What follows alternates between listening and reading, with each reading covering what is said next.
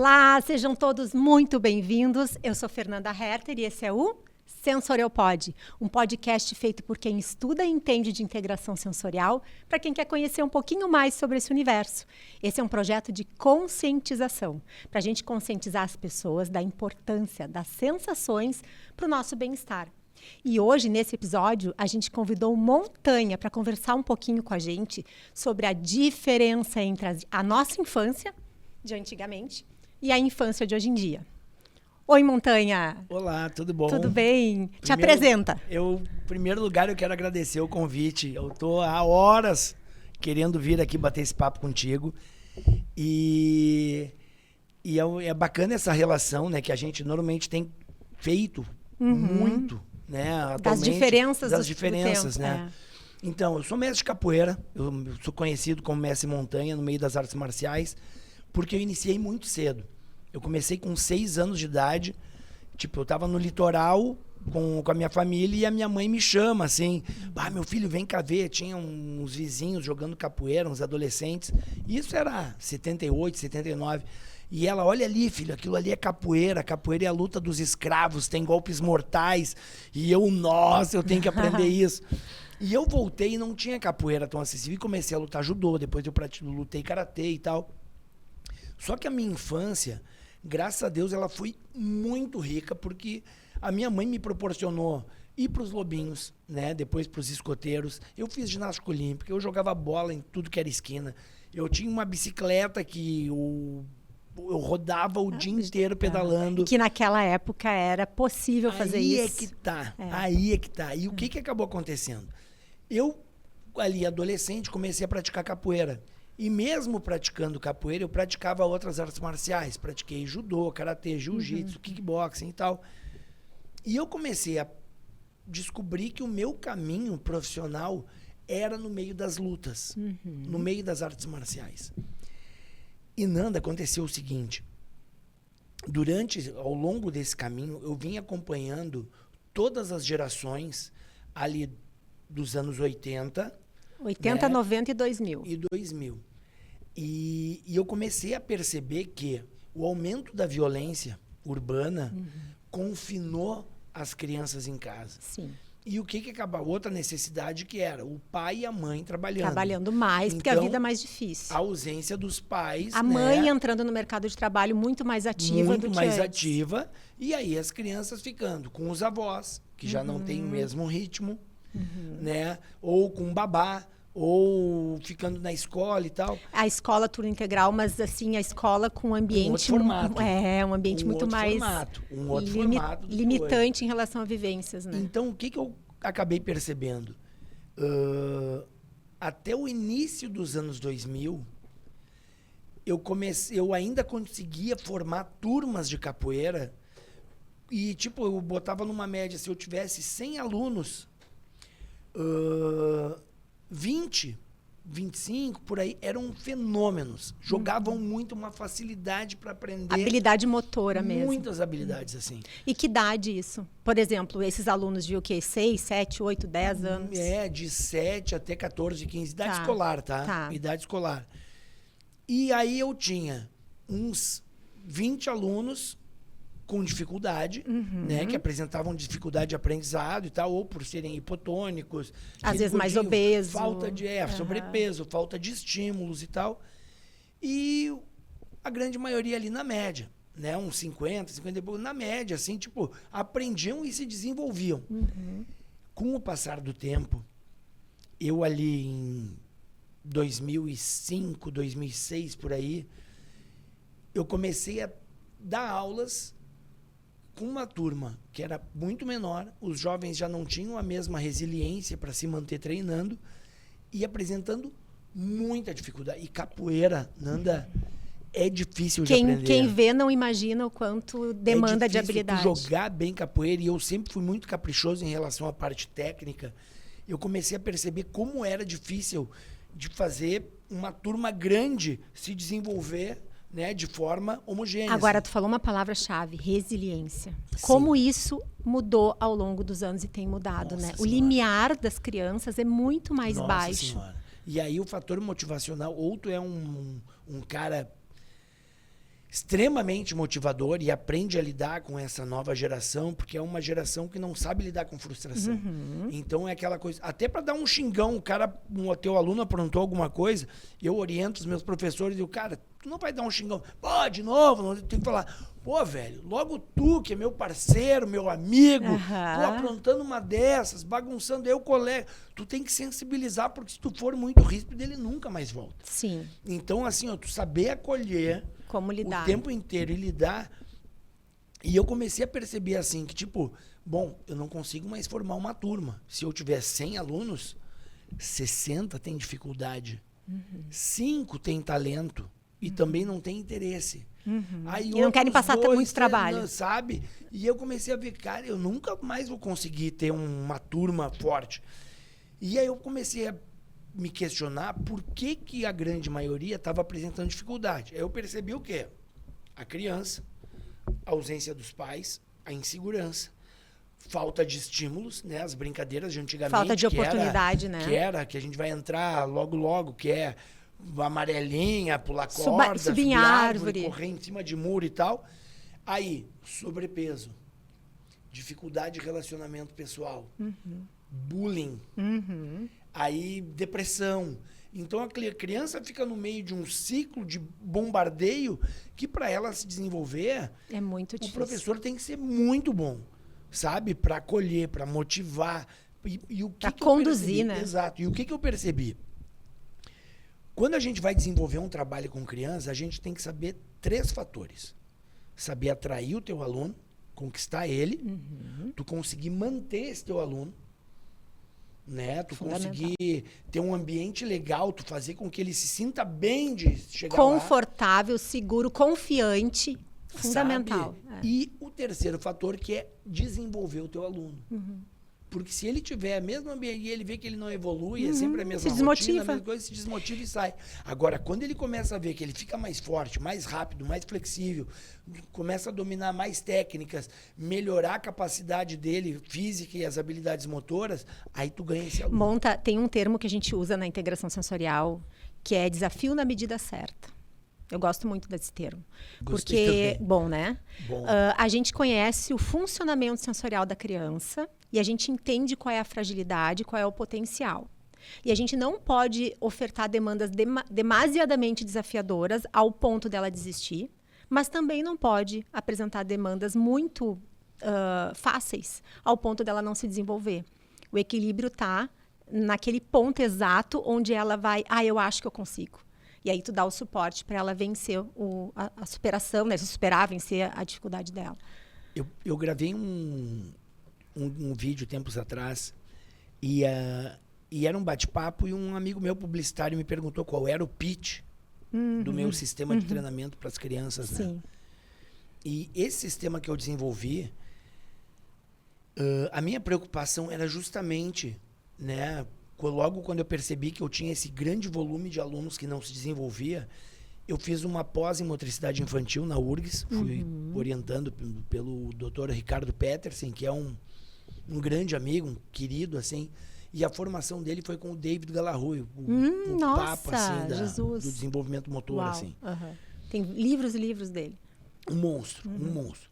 E eu comecei a ver que eu tinha que proporcionar para os meus alunos uma gama muito variada de habilidades motoras para que eles se potencializassem. Ou seja, aquela especialização precoce da criança que só faz judô, quando vê não sabe nem correr direito, não planta uma bananeira, não sabe chutar uma bola, ou aquele menino que só joga futebol, sabe? Fica faltando só ginástica olímpica. Então, eu desenvolvi nesse meu sistema diversas microaulas que se conectam. Que bacana. Então, a parte de atletismo, que é a base de desenvolvimento motor para qualquer esporte, tu saber correr, saltar, arremessar. Uma parte de treinamento acrobático, para dar consciência corporal, agilidade, flexibilidade.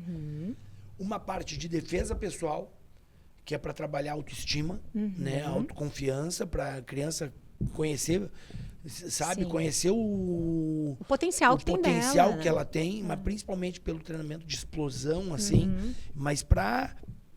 E um final, uma parte de parkour, de arborismo, de ginástica artística e tal, que é para desafiar a criança. Aí esse meu amigo que perguntou qual era o pitch, né? Que é como tu resume o teu projeto em 10, 15 segundos. Eu falei assim, eu desafio os meus alunos 50 vezes por aula.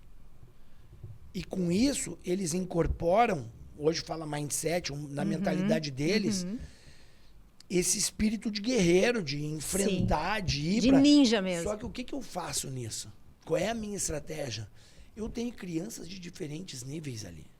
Eu tenho o serelepe e tenho a criança que tem... Que é mais quietinha. Que é mais quietinha, que ela é meio introvertida, é mais tímida, ou que, insegura. Depois da pandemia, o que eu destapei de panelinha de pressão, sabe? Então, o que acabou acontecendo? Cada atividade eu ofereço 2, 3, até 4 opções para que ela realize. Ou seja, é uma aula extremamente inclusiva no qual o tempo inteiro todos participam. Sabe? Diferente muitas vezes de um futebol que, esses tempos eu estava falando... Ou tu é goleiro ou tu tá no Não, e outra, esses tempos eu conversando com o Tinga, que é um querido, um amigão meu, ele estava me falando, cara, sabe quanto tempo um jogador meio campo profissional fica com a bola no pé durante um jogo de 90 minutos? Talvez 2 minutos. Daí, imagina aquele menino gordinho que não leva jeito, que tá lá porque botaram ele, ele não encosta nunca na bola, só corre para um lado e para o outro, xingam ele, que motivação ele tem para voltar? Nenhuma. Então, a minha preocupação era justamente essa, eu quero fazer com que o meu aluno, o meu filho, e eu ouço relatos o tempo inteiro disso, meu filho não leva jeito para nenhum esporte, e eu... Traz para mim. Traz para mim aqui, vamos ver o que acontece. A criança faz a aula, amor, por quê? Ninguém vai rir dele. No primeiro dia de aula a gente fala, cara, olha, tu vai ver, tu vai fazer um treinamento, tu vai curtir, mas eu quero que tu preste atenção numa coisa. Ninguém vai rir de ti, tá? Fica tranquilo. Mas eu vou ficar muito de cara se algum dia chegar algum aluno com dificuldade aqui e tu rir dele. Não. Aí tu, tu já faz com que ele desperte uma empatia, um companheirismo, um respeito pelos colegas. E realmente, ele vai e treina, todo mundo incentiva, encoraja. E aí, nesse formato de aula, nesse sistema, aí que eu percebi que eu estava resgatando uma infância que não existe mais, com muitas habilidades motoras, e para que a partir daí eu conseguisse dar aula de capoeira. Consiga ter ferramentas motoras para aprender uma habilidade desportiva. Perfeito. Só que o que acontece? A capoeira, ela te torna ambidestro. Tudo tu faz para os dois lados. Tu vai dar um chute, tu faz 10 com uma perna, 10 com a outra. Tu vai dar um ginga, tu vai gingar para os dois lados. Tu vai fazer estrelinha para os dois lados. Tu vai esquivar para os dois lados. Tu vai dar meia lua de compasso, rabo de arraia, com o golpe que for. Tudo para os dois lados. E a partir do momento que tu trabalha os hemisférios cruzados, o teu tempo de reação, de aprendizado, tanto é que o capoeirista vai para qualquer outra arte marcial, vira um fenômeno. Agora, muitas vezes tu pega um cara do jiu-jitsu, do judô para aprender capoeira, Jesus Cristo, tu bota o cara para gingar, tu volta, parece que tá tendo um AVC, sabe? Então, uma coisa assim, eu procurei fazer esse caminho de resgate de uma infância que não existe mais, indoor, com segurança, orientada. Sim. Então, o que eu acabei percebendo?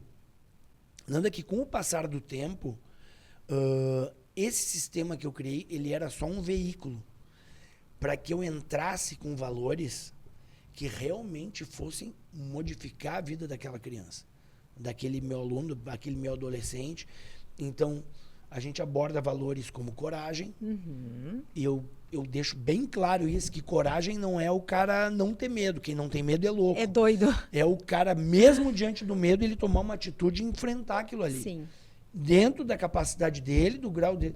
E isso é uma das coisas que eu acho que bate muito o jeito que a gente trabalha. E, além da coragem, abordar valores como honra, a criança saber o caminho do bem e do mal, né? Até para ela saber o que ela vai fazer com aquilo que ela está desenvolvendo contigo, a né? responsabilidade que ela tem. Aí a questão de resiliência, de disciplina, que eu sempre persistência. A frase que eu digo para eles normalmente é o quê? a disciplina, tipo aquela coisa, a diferença entre o que tu é e o que tu quer ser é o que tu faz, é a tua disciplina para mesmo aquele dia que tu não quer ir, tu levanta da cama. A diferença entre o que tu é e o que tu quer ser é o que tu faz. É o que tu faz. É o que tu faz. Bacana, né? Oh. E a questão da resiliência, um professor meu de faculdade, Alberto Monteiro, uma pessoa iluminadíssima, assim. Eu perguntei para ele, né? Ele era professor de ginástica e de futebol também. Professor, o que o senhor me define ali de determinação, que os jogadores de futebol entram em campo aquecendo, virando a perna, assim. Com muita determinação e fé em Deus. O que é determinação? E ele falou, Montanha, o determinado é aquele cara que não desiste de vencer. Legal isso. É aquele cara que mesmo a situação pode estar mais adversa e ele está indo para cima. Não desiste, descansa e volta, né? Eu falo muito isso também. Porque as nossas famílias é uma trajetória muito longa. É um percurso muito longo de intervenções. E eu percebo esse comportamento, assim, de... Não é engatar uma primeira e sair a 100 por hora. É engatar uma primeira e sair a 40 por hora. E aprender a descansar no percurso e não desistir frente às dificuldades. São famílias que precisam dar conta de uma série de frustrações, porque tem expectativas que a criança não alcança naquele momento que eles querem. Mas eles têm que seguir. Então, acho que também tem isso em comum, sabe? Precisa seguir atrás do seu objetivo. Devagar e sempre que seja, mas não desistir no meio do percurso. Não, o que eu acho lindo disso é que todas as pessoas têm o seu tempo, tá? Todas as pessoas têm o seu tempo. Eu estava em Israel, eu acho que era 2010, se eu não me engano, 2011, e me mostraram um vídeo de um estudo que haviam feito, que era... Colocaram umas 200 pessoas, tipo num campo, assim, num campo de futebol, numa linha da goleira. E aí eles falavam o seguinte... quem tem faculdade de... 5 passos para frente. Quem tiver pai e mãe vivo, não sei o quê, mais tantos passos para frente. Quem nunca passou fome, dê tantos passos para frente. Quem, tipo, várias pessoas estavam ficando para trás ali. E indo. E aí, quando eu der o tiro, todo mundo sai correndo. Aí tá, pau! O cara deu o tiro, saiu todo mundo correndo. E o pessoal que estava mais atrás... Com dando fogo no olho. Calcanhar batendo na nuca, assim, sabe? Indo, correndo. E aí uns desistiram no meio, tipo, acharam injusto, pararam e tal. Outros continuaram. E aí era numa faculdade chamada Wingate, que é uma faculdade que é ligada ao exército, assim. Todas as artes marciais, se o cara quer dar aula de arte marcial lá em Israel, tem que fazer essa faculdade. E aí foi um barato, porque... a consideração que o cara fez foi a seguinte, muitos não acharam justo, né? Mas isso é a vida. Mas sabe qual foi importante? Que todos que não desistiram chegaram também. Ou seja, a trajetória, o caminho é mais árduo para uns, mas mesmo assim a gente não pode deixar, não pode deixar de seguir em frente, de buscar. Então, Nando, uma coisa que eu percebi ao longo da minha... Imagina, eu ministro aulas vai fazer 33 anos. E principalmente para criança, que eu me identifiquei muito, assim. Eu percebi que, tipo, quando tu pega uma criança ali com 5, 6, 7 anos e tu começa a desenvolver um trabalho com ela, tu tem que ter uma percepção para realmente entender qual é o objetivo dela com a tua modalidade. Muitas vezes a gente vê que a criança está ali por uma imposição do pai, da mãe. Não é ela que deseja, né? Não e motivação muda tudo, né? E aí, tipo assim, como é que eu vou puxar essa criança para mim, hein? Então, como a capoeira ela é uma arte multifacetada, ela tem o aspecto da musicalidade, ela tem a parte acrobática, ela tem a parte da luta, ela tem a parte da cultura. Então, tem que saber qual é a via que tu vai tocar essa alma, né? Essa pessoa. E aí, com isso, tu consegue trazê-la e aí equalizar os outros fatores, assim, digamos assim. Mas eu comecei a perceber o seguinte. Eu fui para a USP fazer um curso em 91. Meu primeiro curso de capoeira foi em 91.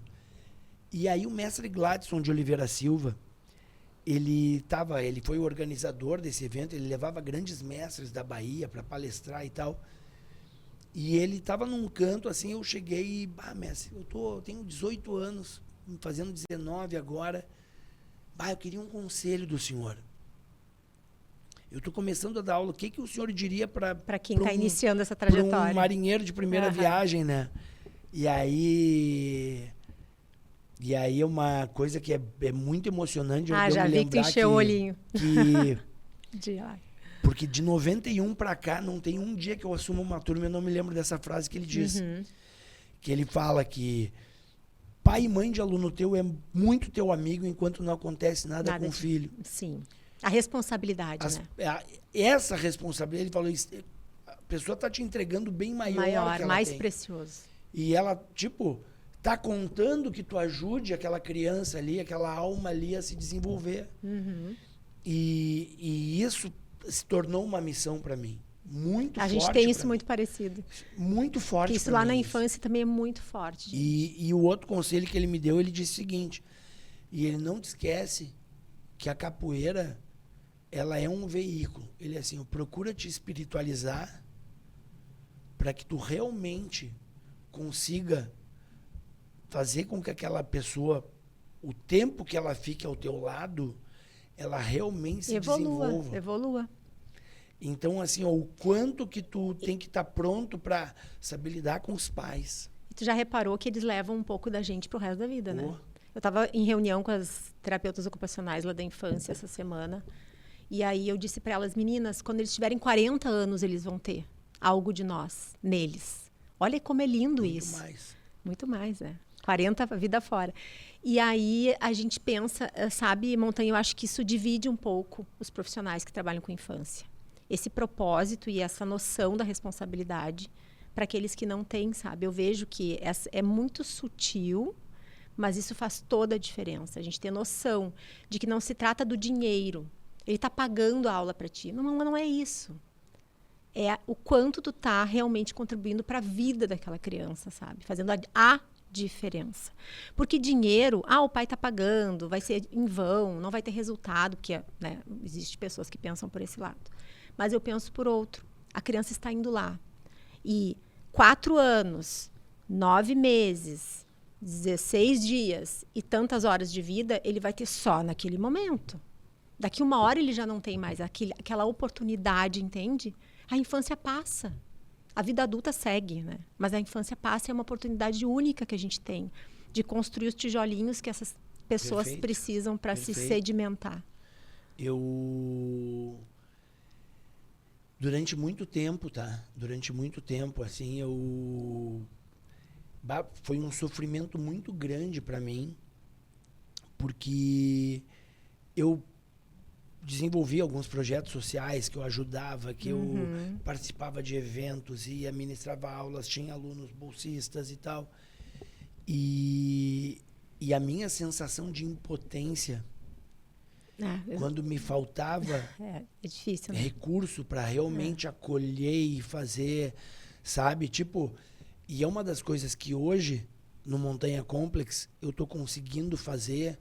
É justamente, eu tô me munindo, porque tu não vai ser bom em tudo. Não. A gente tem que baixar a cabeça e focar, né? E eu tô me munindo de profissionais ao meu lado, né? Tem a psicóloga, tem uma pedagoga, uma psicopedagoga, vai ter nutricionista, fonoaudióloga, eu quero uma terapeuta ocupacional, fisioterapeuta, para que eu realmente consiga desenvolver um trabalho com a criança de forma...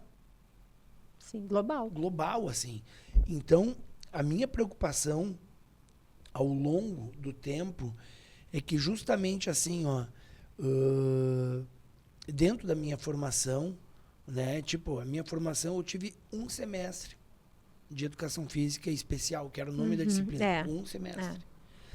E a partir dali, começou a me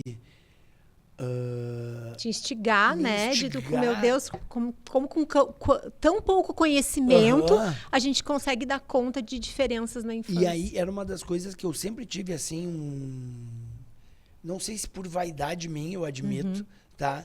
Mas eu queria fazer com que todo aluno que chegasse até mim aprendesse capoeira.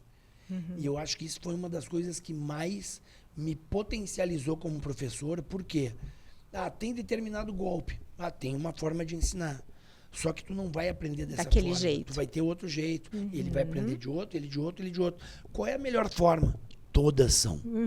Tu tem que saber todas. A melhor forma é aquela que a criança aprende. Então, isso, o meu acervo metodológico, digamos assim, tipo, eu comecei a me dar conta que qual é a grande diferença do atleta de alto rendimento para o atleta iniciante? Uma das minhas palestras é sobre isso. Que o atleta de alto rendimento, ele tem uma leitura antecipada das coisas que acontecem. Projeta no Sabe? futuro. Ele olha assim determinada situação, ele já está jogando 2, 3 jogadas na frente, tipo fazendo uma analogia com o xadrez. Sim. Sabe, o jogador de futebol, que é profissional, ele dá 2 passos para o lado, ele já sabe aonde que vai picar a bola, o jeito melhor de chutar, o jeito... E eu comecei a me dar conta que o aluno iniciante, a dificuldade dele em elaborar respostas adequadas para o problema que acontece é muito grande. Só que eu comecei a esmiuçar isso em diversas artes marciais. E um dia, eu ouvindo um mestre japonês de karatê, ele falou o seguinte: sabe o que o mestre verdadeiro tem de diferente de um Picareta? de um picareta, de um avançado? Porque a capacidade dele de antecipar problemas é muito maior. Ou seja, o aluno chega, ele olha o aluno, ele já faz uma anamnese, assim, eu tenho que ir por esse caminho. E não deu e calcula a rota, recalcula a rota rapidinho. E aí eu não sei Se não o que deu que por eu aqui, vai por ali. remanejo aqui. É. Então, tipo, tu consegue ser... Na terapia ocupacional, o nome disso é raciocínio clínico. A gente tem que fazer o tempo todo no atendimento, porque tu desenvolve uma atividade com a criança e a criança não respondeu de acordo com o que deveria, o que tu esperava, porque ela tem, né, uma série de questões. Aí tu tem que recalcular, porque o que tu quer é que ela alcance sucesso, né? Tu quer que ela se dê bem, que ela tenha uma oportunidade de executar com qualidade e encontrar potencial nela. Então, tu tá sempre recalculando essa rota para encontrar. Mas vem cá, nós temos que falar da infância. Diferenças da infância de hoje. O que eu percebo, né? O que eu percebi hoje em dia? Toda essa falta de estímulos, um exemplo que eu dou muito claro, tá? Tem um dos testes do David Gallagher que ele avalia o pular num pé só. É um deles, é uma baita referência para mim. A criança, logo ali com 2 aninhos, 3, quando começa a aprender a pular num pé só, o que ela faz? Ela coloca o pezinho para frente e vai durinha assim, com o pé para frente, vai pulando. Sim. Conforme vai evoluindo, ela vai o quê? Dando uma pedalada para trás. Ela vai aumentando a complexidade do movimento para um resultado melhor. Sim, mas o que eu percebi? Eu tinha crianças de 12, 13, 14 anos que pulavam num pé só como uma criança de 2. E, tipo, por pura falta de estímulo. Mas aí os pais levam a gente, essas crianças, até nós, para uma avaliação. E a gente apresenta os resultados, porque a gente tem testagens, protocolos de testagens que mensuram qual é a idade motora da criança. E a gente devolve esse resultado para a família e para a equipe. E eles...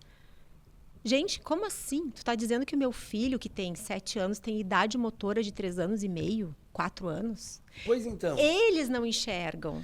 Porque a criança acaba executando do jeito dela, né, com uma demanda muito maior, com um custo de resposta muito maior, e dá conta da vida. E essa bola de neve. Então. O prejuízo a longo prazo. É sobre isso, sabe? Tá? Eu dou outro exemplo, tá? Que é o engatinhar, né? A criança engatinhando, ela desenvolve uma visão periférica que... Integração bilateral. É fundamental para qualquer esporte coletivo, para andar na rua, para qualquer coisa. Até a lateralidade da língua. Sim, sim. E o que eu percebi?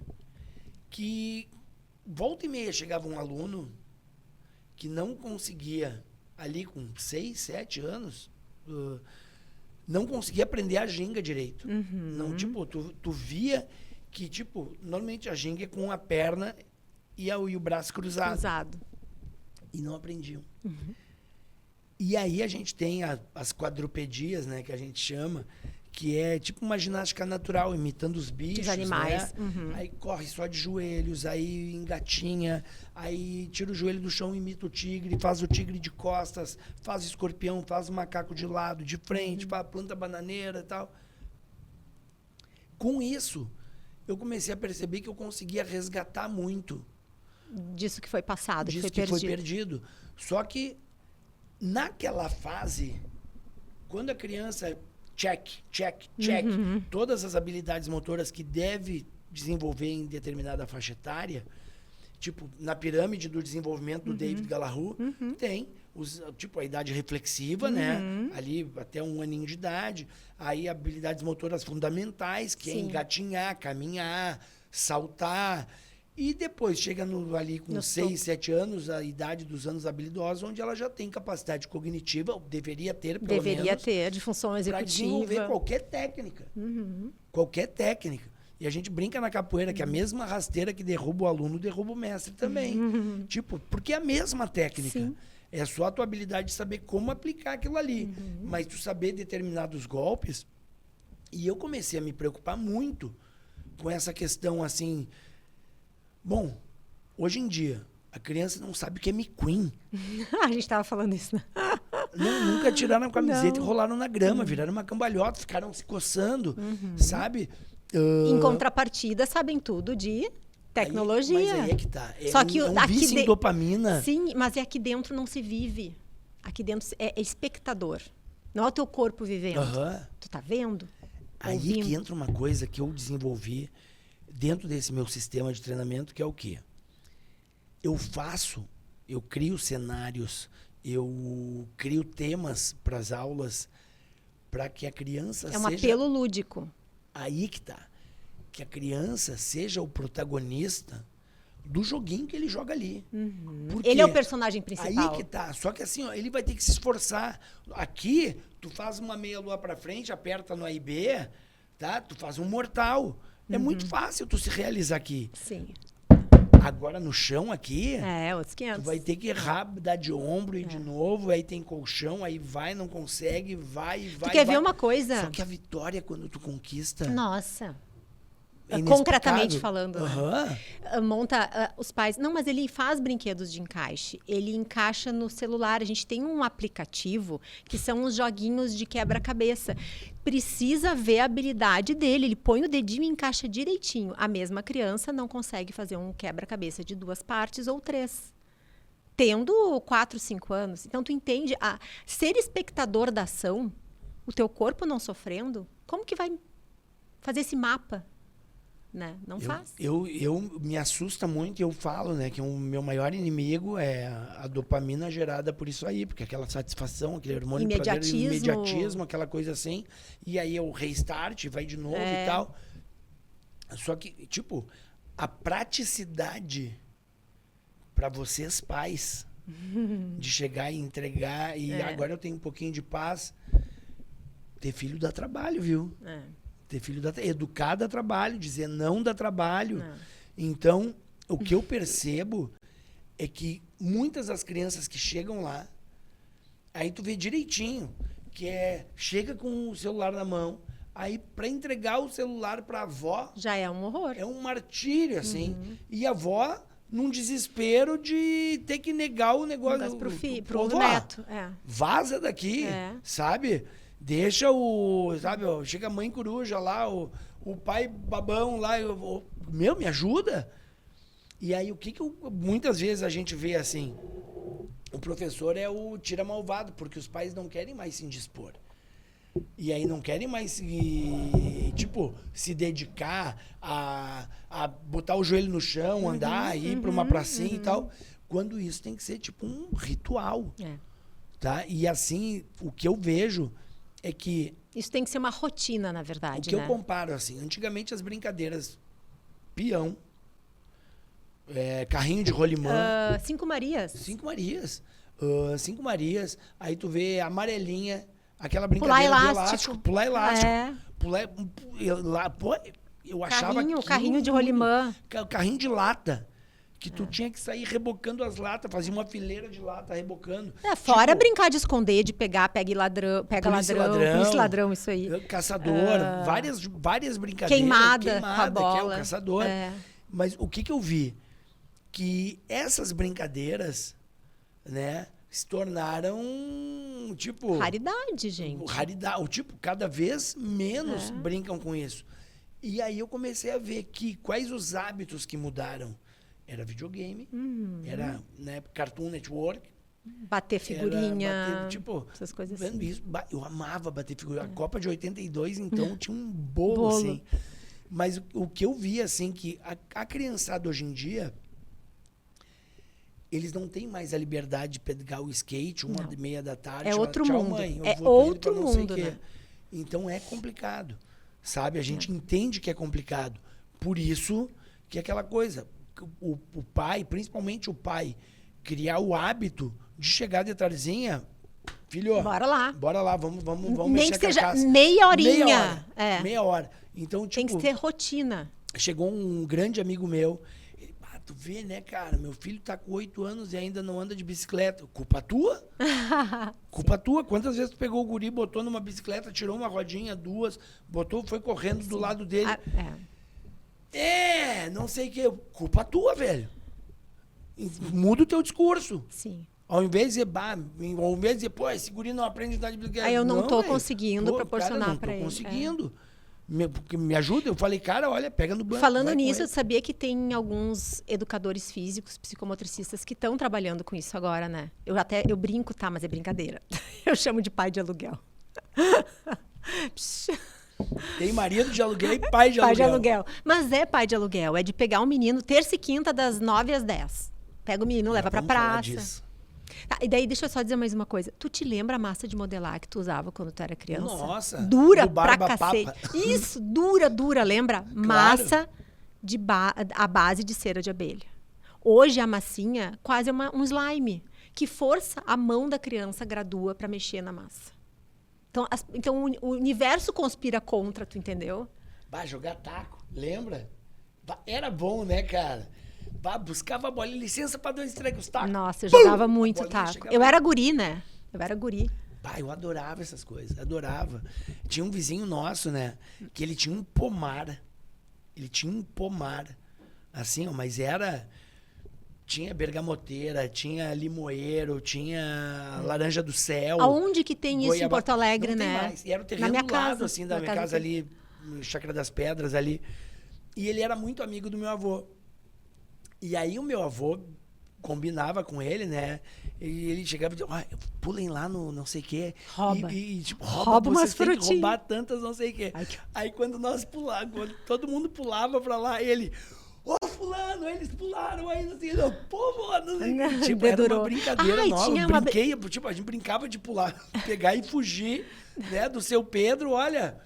E Monta, tu lembra que uma brincadeira muito errada que a gente fazia era bater na campainha e sair correndo, né? Nossa senhora, nossa. Essa era o Clássica. tu não vai pro céu porque tu bateu na campainha e saiu correndo. Clássica. Mas tu vê esse tipo de brincadeira, agora falando essa do pai de aluguel, né? O que tem de pai e mãe que vem me pedir para mandar o filho comer brócolis, comer arroz e feijão, comer ele não come nada de legume, pede para ele comer a montanha, pede para não sei o quê. Tem que começar a mandar tipo as assim, crianças fazer avaliação com a gente lá. Porque tem muita dificuldade. Eu entendo uma coisa assim, eu acho que o mundo não conspira a favor. Acho que a realidade dos pais hoje é muito diferente da dos nossos. Mas também tem muitas crianças com dificuldade, sabe? E que não é do desejo, não é da ordem do mimimi, ou do eu simplesmente não quero. É porque a coisa realmente tá difícil. E eu acho que assim, ó, a minha grande dificuldade sempre foi detectar, né, esse tipo de sinais, situações, né? E porque muitas vezes a família nega o diagnóstico. E não busca, né? Ajuda. E não busca, não sei se por orgulho, por vaidade, não sei. E aí a gente vê que a criança entra na sala de aula, apresenta muitas de dificuldades. sinais. E aí, a minha primeira leitura sempre era assim, ó, mas não aprende, não... E aí foi aí de uns 10 anos... Começou a ver o que está por baixo de não aprender. Mais tempo, foi em 2008, quando eu fiz a pós. E eu comecei a detectar, porque eu tinha muitas colegas na pós-graduação que eram terapeutas ocupacionais. Que legal. E as gurias falavam, eu estou desenvolvendo... E eu não sabia nem o que era a profissão. Eu conhecia a fisioterapia. Sim, TO é mais desconhecido. Era mais. E aí eu cheguei e comecei, não, mas o que é? Qual é a diferença de fisioterapia? Não, a gente desenvolve um trabalho assim, para potencializar. Para desempenho, né? Para desempenhar determinadas habilidades e tal. Guria, quando eu me dei conta, e tipo, da profundidade que era, e principalmente da capacidade de fazer anamnese nas crianças. Tu sabia que o meu início foi parecido com o teu? Eu dava aula de balé clássico. E aí eu comecei a perceber que algumas alunas não aprendiam como as outras. Olha só, agora que eu estou me dando conta dessa...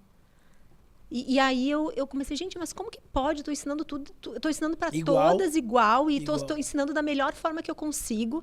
E tem um grupinho ali que não há jeito de aprender. Aí eu comecei, mas tem alguma coisa. E eu tinha 15 anos. E aí, 16 anos fiz vestibular, 17 por ali, eu entrei cedo na faculdade. E foi isso que foi o estopim para mim, sabe? Na minha aula de balé, eu encontrava meninas com muita dificuldade de desempenho motor, de aprendizagem, de atenção.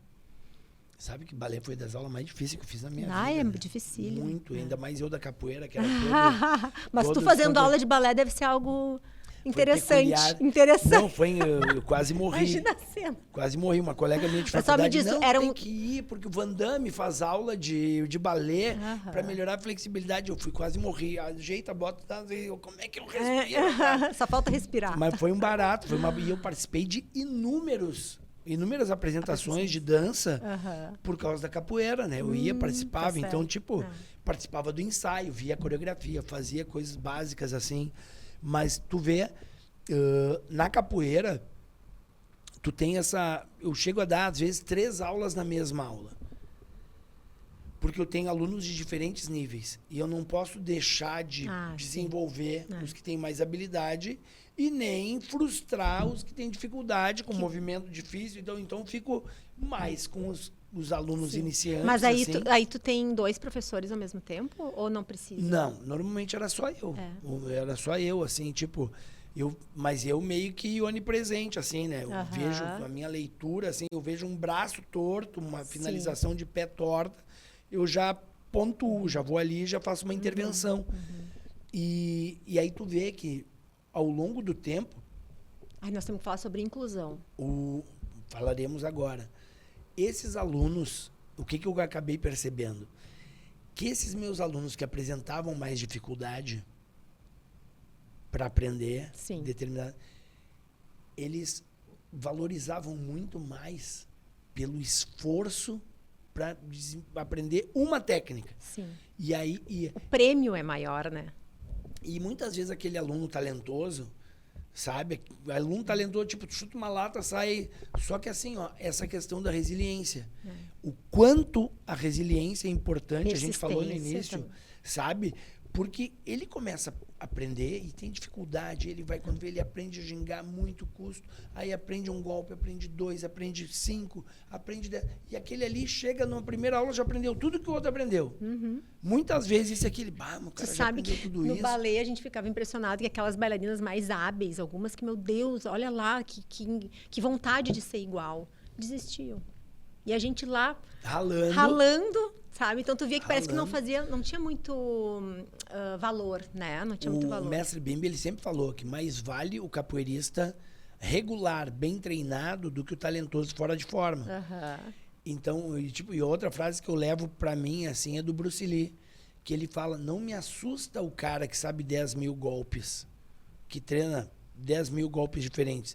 Me assusta o cara que treina um golpe 10 mil vezes. Então, a gente vê campeões olímpicos que só sabem fazer 2 técnicas. Só treinam 2 técnicas. É tal golpe pra cá e tal pra lá. E era isso. Sabe? E era isso. E o cara é campeão olímpico, assim. Então, eu comecei a perceber que os meus alunos, esses que apresentavam uma dificuldade maior, eram os que eu chegava do lado, hoje falam coaching e tal, mas eu chegava do lado deles e eu botava uma pilha. Emocional ali, né? E até hoje, muitos alunos meus, assim, tu vê que o cara tem dificuldade, eu chego do lado dele e falo, velho, tu nasceu pra isso aqui. Vamos lá. Vamos. Eu confio em ti. Vamos que eu tô contigo. Vamos melhorar. E aí tu começa a ver a evolução da molecada. Sabe, os meninos chutando até o vento depois. E ele, quando vê, ele entra. Aí chega um dia que ele entra pra jogar e desbloqueia. E ele entra e chuta e dá golpe. Aí quando ele sai, ele te olha assim, tipo, pá, esse era eu? Tu viu? Tu viu não sei o que? Eu vi, cara, tu viu só? E eu não deixo nunca de valorizar. De enaltecer o esforço dele. O cara, tu lembra, velho? Cara, olha a diferença, velho. Olha como tu tá aí crescendo, evoluindo. Mas eu preciso te falar uma coisa. Eu lembro das famílias, tá? Porque, assim, ó, teu filho começar a andar, teu filho começar a falar, teu filho começar a desenvolver alguma habilidade enquanto tu tá falando de uma maternidade e paternidade típicos, que a tua criança é uma criança típica, de desenvolvimento típico, é uma coisa. Agora, quando um pai e uma mãe de uma criança atípica consegue perceber o crescimento do seu filho, é uma coisa assim que não tem descrição. O tamanho, a importância, o quanto lindo é. Então, quando tu fala isso, né, uma pessoa resiliente, persistente, aí que daqui a pouco se dá conta do que conseguiu e do quanto cresceu. Imagina um pai e uma mãe de uma criança com dificuldade. Nossa. Na hora do primeiro mãe, na hora de que Nossa finalmente segurou o lápis. Finalmente desfraudou. Esse finalmente, esse até que enfim, esse um dia chegou. Gente, é assim, meu Deus, é para isso que eu trabalho, sabe? É lindo, lindo, lindo, lindo. Esses dias eu estava numa reunião de uma família que está há 4 anos conosco e há 4 anos o desejo deles é que o filho desfraude. E há 3 anos e talvez 8 meses, por aí, eu digo, não é momento. E a mãe... Eu digo, não é momento, calma, mas nós estamos trabalhando nisso. E aí teve uma reunião há umas 2 semanas atrás que eu disse, Lu, é momento, é agora. Gente, ela disse, eu não posso estar ouvindo isso, isso é sério? Eu disse, sim, agora vai. E daí tu vê, assim, é um conjunto, né? Parece que passa um filme, é a gratidão da família, é tu revivendo cada processo que tu construiu de pouquinho. Sabe que... Quando eu iniciei o outro projeto, eu lembro que era no auge da pandemia, né? Aí tinha uma menina que tinha... Ela era uma serelepe, assim. Pra ter uma ideia, ela tinha feito uma aula de tecido em casa e na escola, uma vivência daquelas aulas de tecido. Ela chegou em casa, se jogou na cortina, arrebentou a cortina fora, de tão serelepe que a guria era, assim. E aí começa a pandemia. Ai, meu Deus. E a menina fica confinada e começa com um quadro de depressão e começou a falar pra mãe, não aguento mais, porque começou a sinalizar uma atitude pior, assim. E a mãe entrou no grupo da escola, de WhatsApp e tal, pra perguntar, né? Alguém tem alguma psiquiatra pra me indicar, uma psicóloga, alguma coisa, alguma luz, porque a minha filha tá desesperada, eu tô com medo de perdê-la e tal. E ela perguntou, e um amigo meu que fazia parte do grupo falou, leva lá na academia do Montanha, que ele tá abrindo agora. Mesmo na pandemia, eles estão seguindo os protocolos e ela pode treinar. Pronto. E aí essa menina entrou no corredor. E eu tive a graça de ver ela entrando. E aí, quando tu consegue ver uma criança que ela entra assim, ela... Mãe, eu quero morar aqui dentro. Amor. Eu quero... Mãe, obrigado por ter me trazido aqui. E aí, comecei a aula, eu não sabia dessa história e eu comecei a aloprar aquela baixinha de tudo que é jeito. E comecei a brincar com ela, agora pula pra cá, e ela morta de cansada, e eu, rola agora, sobe aqui, escala, pendura a corda, desce, salta e tal. Quando termina a aula, essa menina me dá um abraço. Querida. Mas me dá um abraço, assim, e eu, enquanto educador, que eu me julgo ser, após tanto tempo me dedicando, assim, foi um dos grandes momentos da minha vida, porque a mãe veio me agradecer. A mãe foi, na verdade, uma testemunha. E foi uma coisa, ela disse assim, Mas sabe, qual o preço da Claro, vida da minha filha? Nossa. Qual o preço da vida da minha filha? Na verdade, o que tu mudou foi, Sabe? foi a relação dela com a vida. E foi uma de muitos momentos que eu vivi que tu falou, essa menina vai me carregar com ela pro resto da vida. Uhum. Assim como eu tenho alunos hoje que têm 40 anos, que eram meus alunos há 30 anos atrás, que me encontram no shopping e me abraçam chorando. Cara, tu não sabe como tu foi importante para mim. E eu acho que isso é um legado que tu deixa que muitas pessoas não entendem. Não entendem a importância que tu tem, não entendem o alcance que tu tem com o teu trabalho. Eu amo o que eu faço. Eu sou um apaixonado pelo que eu faço.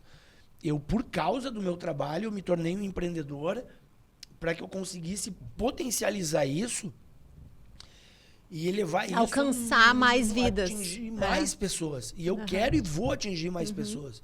Tenho certeza disso. Porque a partir do momento que tu realmente acredita no teu propósito, tu acredita na tua missão e tu vê que tu consegue entregar esse resultado, aí tu realmente tu vê que tu faz a diferença na vida das pessoas. Isso é o retorno, né? Esse é um dos retornos assim Mais que mais fideliza aquele teu aluno. Por muito tempo, eu deixei de cuidar de mim para me entregar de corpo e alma nesse projeto. E eu paguei um preço, e venho pagando um preço muito caro por isso. Sabe? Questão da minha saúde, questão da minha... Mas eu acho que essas situações assim, ó, é que eu vejo assim, Nanda, que esse retorno que tu tem é um ciclo, sabe? Sim. Ele vai fechando um ciclo porque os filhos desses meus alunos já estão treinando comigo, sabe? E daqui a pouco eles vão estar treinando com os professores que eu estou formando e eu vou passar daqui para uma... E é isso que eu quero deixar. Eu não quero passar em branco por aqui. Um dia que se for, um pouco de ti fica, né? Vai ficar. Vai ficar. Eu penso isso também. Porque eu acho que eu vejo assim, ó, um dos primeiros pacientinhos que eu tive na vida, formado em Direito. Gente, Poxa, Rafael é o nome dele. Né? É bonito, né? Eu não posso falar muito, porque senão eu também vou desabar aqui. Porque eu fico muito emocionada de ver o que tu ajudou, né? Ele não conseguiria se não tivesse. Tu vê outra a gente fala da transferência de aprendizado, né? E eu falo muito da transferência de atitude. Eu tive uma aluna, quando eu dava aula num projeto de extensão lá da URGS, que ela fazia faculdade de biologia. E ela morria de medo de fazer estrelinha, de fazer o AU da capoeira, assim. E eu ficava furioso que ela não tentava, e ela não tentava.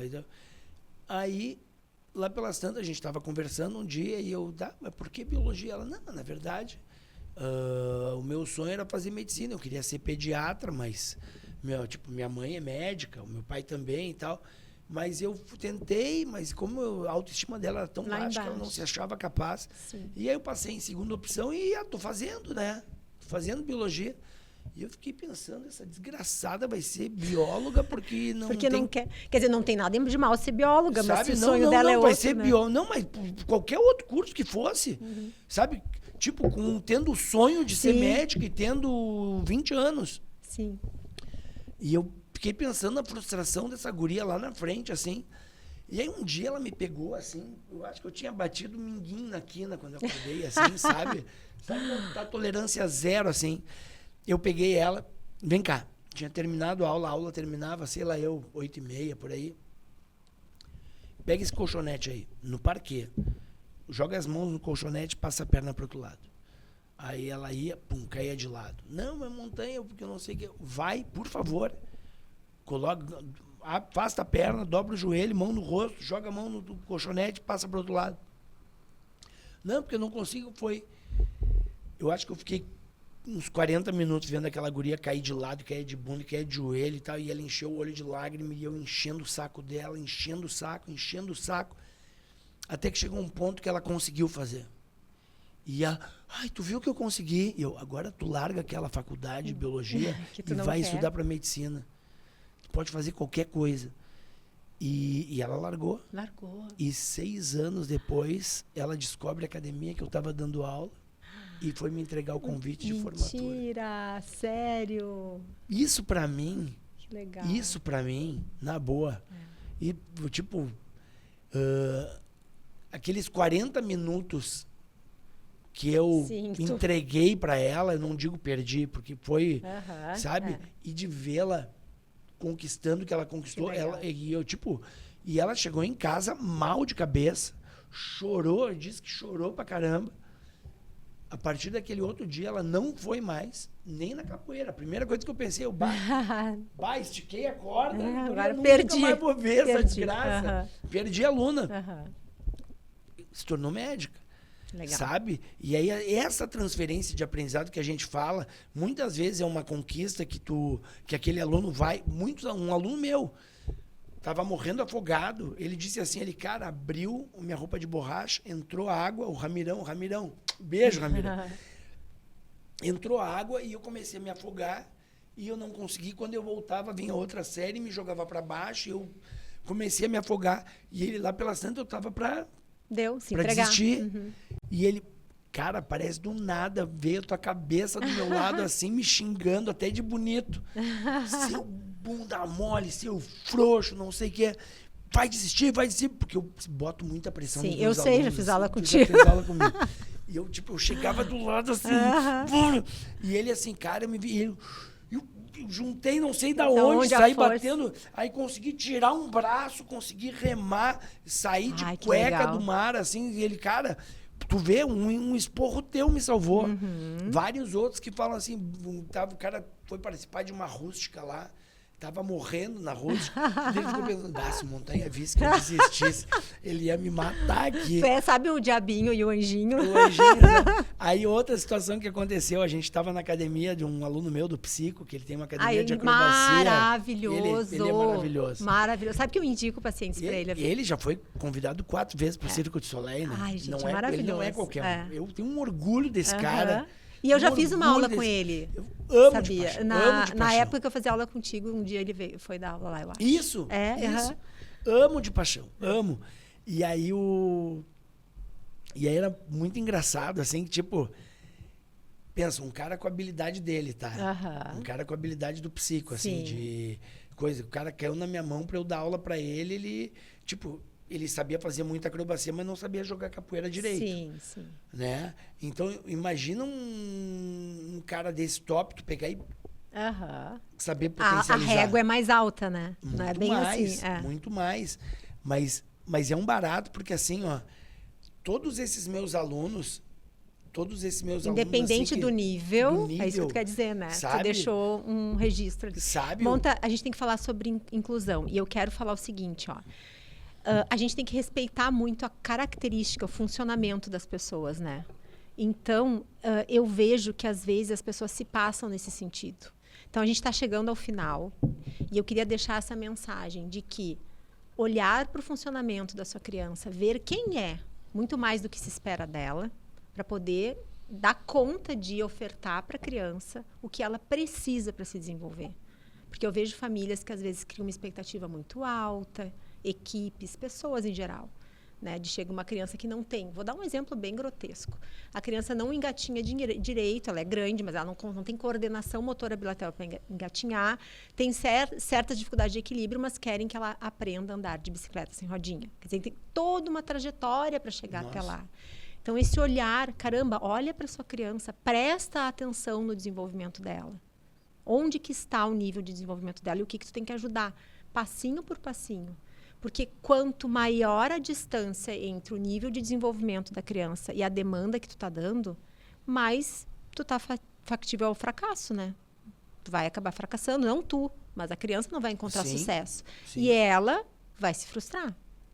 Então, para mim, o segredo está em tu olhar o indivíduo profundamente, entendendo estabelece metas atingíveis. Metas pequenas, sabe? Calma, ele vai. Mas neste momento agora, a gente vai trabalhar isso.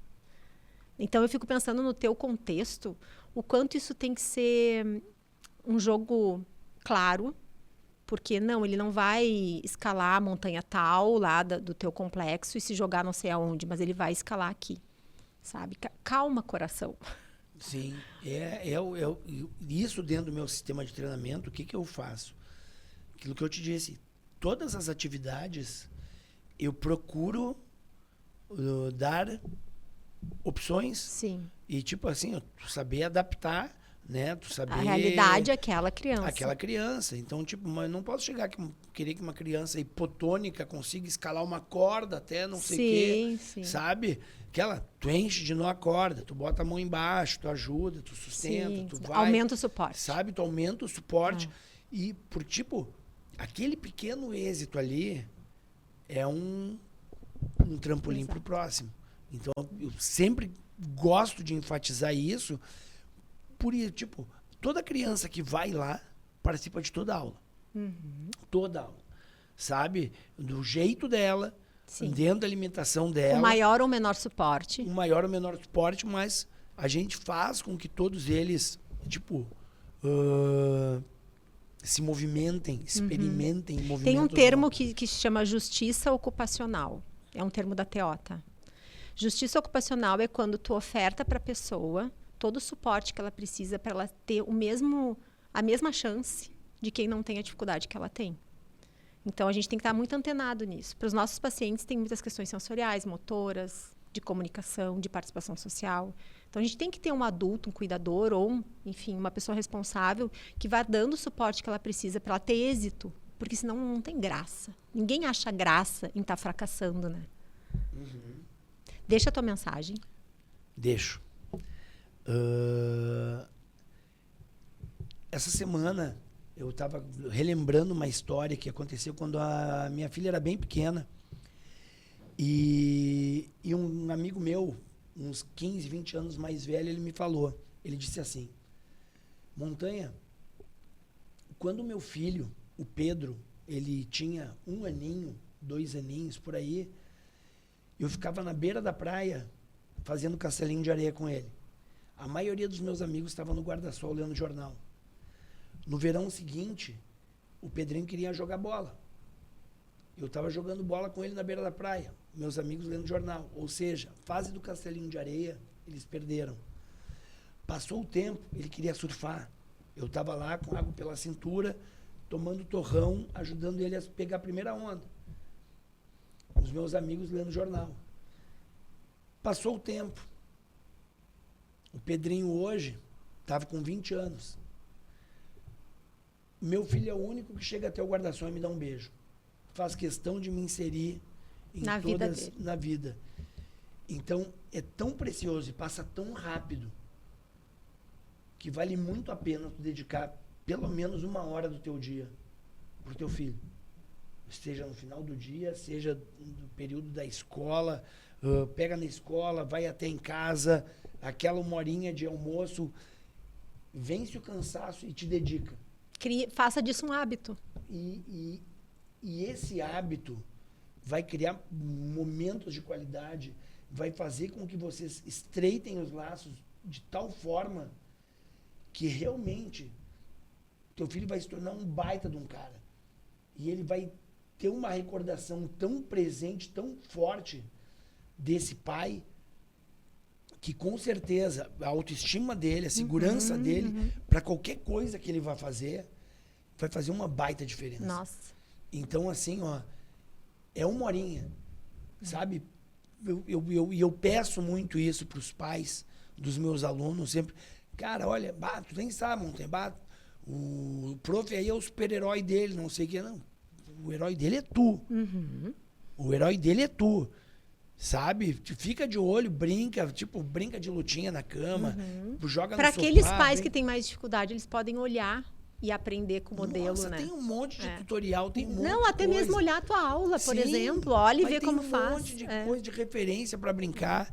Sabe, hoje em dia a gente tem muito mais facilidade. Muito mais recursos. Né? Para chegar e, tipo, olhar brincadeiras. Tu digita ali, 10 brincadeiras para fazer com meu filho, não sei o quê. Vem um monte. Usa de forma boa isso aí. Mas é uma das coisas que eu... Use o celular como um cardápio de brincadeiras. Meu filho, escolhe junto. Qual que tu quer hoje? E aí, mas para ver... Um dos principais valores que eu trabalho é a valorização da família. A importância da mãe, do pai estarem presentes, irem assistir aquela aula, valorizarem, saírem, comentarem a aula, sair, vai pra pracinha, pô, me mostra aquele movimento que tu aprendeu, como é que funciona, não sei o quê. Sabe? Dá uma importância para aquilo ali, porque não é só atividade física. Não é. São aqueles valores, são aqueles momentos de convivência ali. E uma mensagem também que eu quero deixar para terminar, pessoal, é que a criança descobre o mundo através do corpo. E ela forma os conceitos que ela precisa para viver através do corpo. Então, aqui não vai levar ela a lugar nenhum. Ela vai ser espectadora de algo.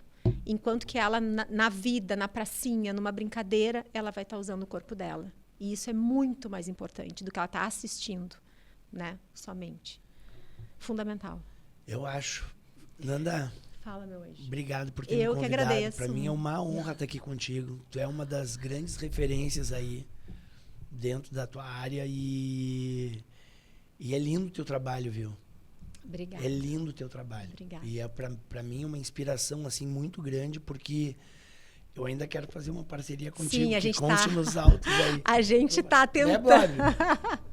A gente está chegando lá. Tudo a seu tempo, né? Mas vamos conseguir. Obrigada. Valeu, querido. Valeu. Pessoal, esse é um projeto de conscientização. A gente precisa que vocês compartilhem. Porque momentos assim tem que chegar em quem precisa ouvir. Então, contamos com vocês compartilhando e a gente se vê na próxima. Até mais.